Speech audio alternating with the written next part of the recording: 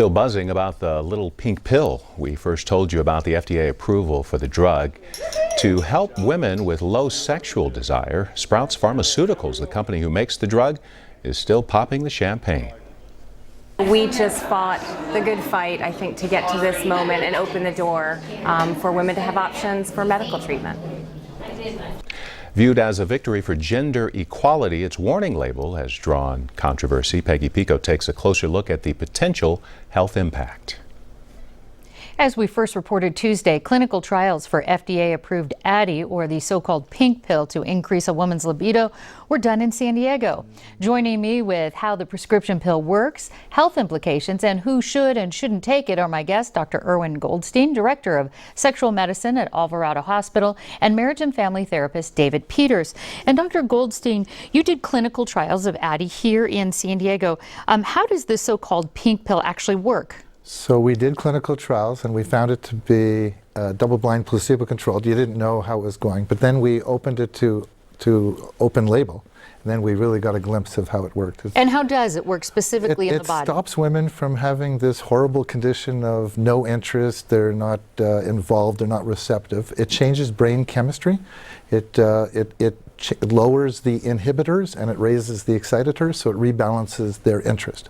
And so you're talking about this low libido and sexual interest. So specifically medically, you're talking about a certain condition, or are you just talking about women are grumpy and tired and don't want to have sex? Right, so there's a specific definition called HSDD, hypoactive sexual desire disorder. It's persistent and consistent. It's absence of thoughts, fantasies, interest, and responsivity to sexual activity and willingness to participate.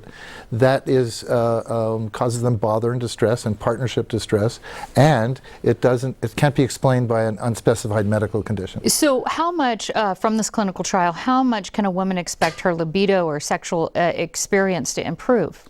Well, significantly, such that they're really happy and they're now able to not avoid the event and hide and be duty sex. It's very successful, I have to say. Yeah, I think I read that it involved one improved sexual experience or satisfying sexual experience a month. The problem with the term satisfying sexual event is it's a counting way that was invented by the FDA to assess efficacy. When you measure desire by desire scales, it's very effective and far more statistically significant than placebo. Okay, and David, now this pill we were talking about changes chemicals in the brain. I understand it decreases serotonin and it increases dopamine, the pleasure pill. How much of a role does the brain play in sexual desire?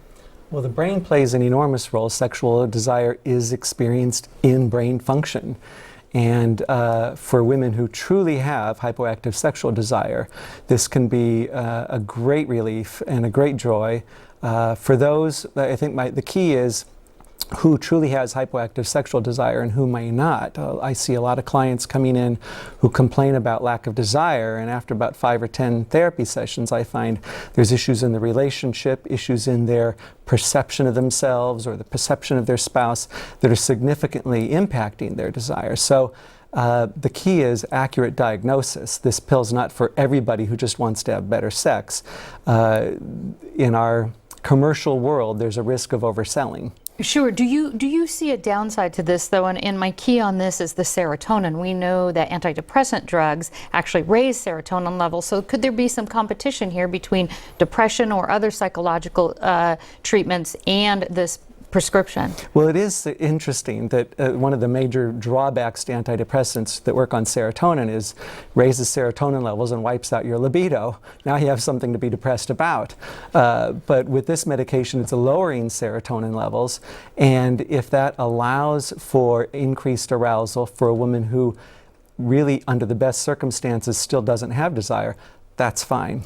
I see. And Dr. Goldstein, what are the major side effects to this pill and who should and shouldn't use it? So drugs that work on the central nervous system tend to have common side effects: somnolence or sleepiness, drowsiness, fatigue, nausea.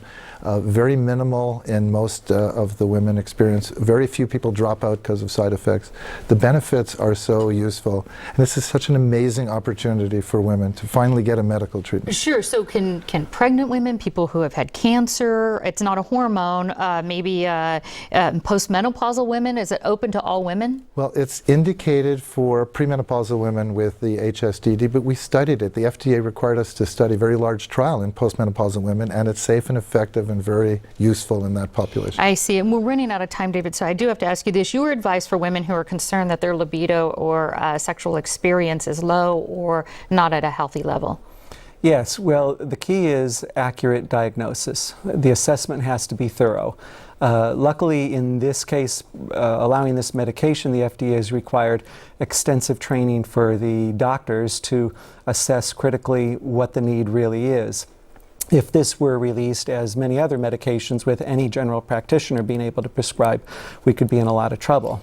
All right, and we have to end on this, so very quickly, Dr. Goldstein, do we know when this is going to be on the market and how much it's going to cost? October 17th. Okay. I don't know the cost because that's a company decision, but we were told it's roughly what Viagra costs to a man. Okay, October, we'll be looking for that. All right, Dr. Goldstein, family therapist David Peters, thank you so much. Thank you very much. Good to be with you.